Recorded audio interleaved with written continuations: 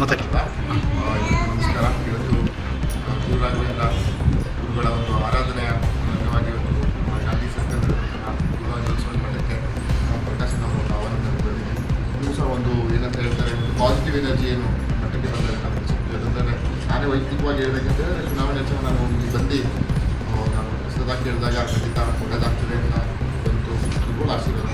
ಅದೇ ರೀತಿ ಒಳ್ಳೆಯದಾಗಿದೆ. ಈ ಸಂಸ್ಥೆ ಆಶೀರ್ವಾದ ಎಲ್ಲರೂ ಸಹ ರಾಯರ ಕೃಪೆಗೆ ಪಾತ್ರರಾಗಿ ಅಂತ ಕೇಳ್ಬೋದು.